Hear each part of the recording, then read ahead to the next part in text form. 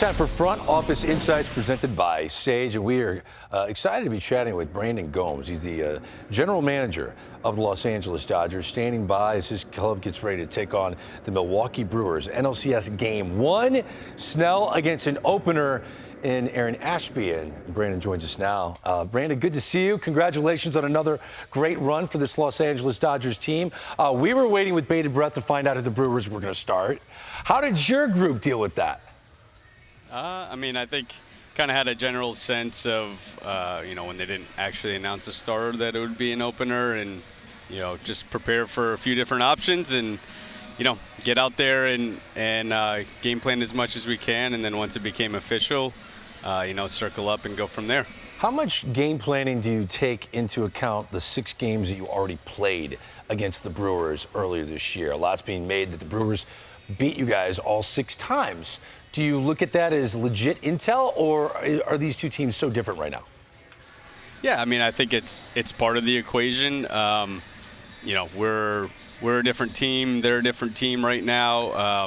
And obviously the postseason changes things. So it's certainly baked into what we're doing, and kind of, looking forward, it's take that and where our guys are at, where their staff is, and, go out there. And really this time of year is just about execution and who's playing the best baseball. And I think that's the goal for each side, is to go out there and play sound fundamental baseball, and things kind of work themselves out from there. What aspect of the Brewers impresses you the most? I think it's the fundamentals and the way they are, they look to apply pressure, their base running, taking the extra base, hitting cutoffs. They're a dynamic group. They're a fun team to watch, and they do all the little things, and they also have some real talent in there. So, they're very, very well coached, very well put together, and we're looking forward to the challenge. It was a challenge to keep all of your pitchers healthy this year, Brandon. It really was. Could you have scripted? Yeah, this is unbelievable. Like, this year specifically, and my good friend Dan Plesac was very worried about the health of the Dodgers pitching. It really did heal up at the right time. Could you have scripted a better health outcome for your arms as it stands right now in the postseason? Yeah, I think this is, as good of a starting staff as we've had since I've been here, for sure. Our guys are in a good place, having gone through a regular season and not being overly taxed and throwing the ball well right now. And, we at times this year didn't play great baseball, but over the last few weeks, guys are coming together and locking in and playing good fundamental baseball and executing pitches on that side, and doing the little things offensively when we need to. So right now, overall, we feel like we're in a good place and look to continue that this series. I found one stat interesting. The Brewers have the most wins against left-handed pitchers in baseball, highest batting average against left-handed pitchers in baseball. Did your group hesitate and pause at all to go, we're starting Blake Snell Game 1? No.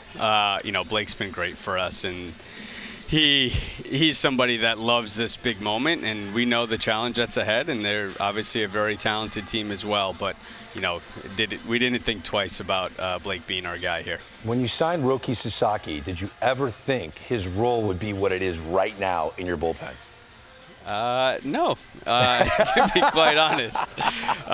This year for Roki, it obviously there's been ups and downs, and to his credit, as we got closer, he was like, hey, I just want to be able to help this team any way possible. And, we all are well aware of the talent, and, his not being healthy earlier in the year was evident. And as he came back and started to get stronger and make those adjustments, we start to see the big boy stuff that he's shown in the past. So it's been obviously incredibly helpful for our team, and, we'll take it for now and run it out, and then next year we'll get him back starting games. Also in that bullpen with Roki is Clayton Kershaw. Was it a difficult decision for your group to include him on the NLCS roster? No, I think Kersh means so much to this team, and what he means as a teammate, what he can go out and do on the mound.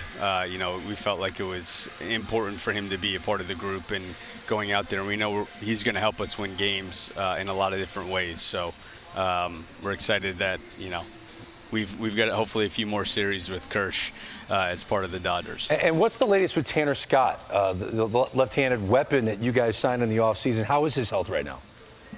He's sailing up right now. Nothing too stressful right now. So he's much more in the healing process, and hopefully in the next few days we can get into some baseball activities. And one more for you.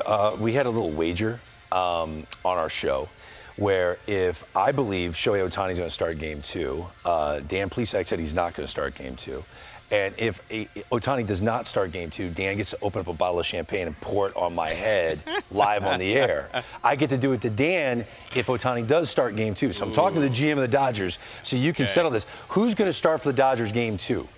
Oh, I feel like you guys need to sweat this out a little bit longer. So we'll talk about it more post game, and then hopefully we'll see some champagne being poured out at some point. We want the champagne on Greg, Brandon, please. I like that bet, though. It's a good bet, right? And it'll be live on the air whenever you guys formally announce it. Okay, Brandon? All right. Hey, I appreciate your time. Thank you for doing this. All right. Thanks, guys.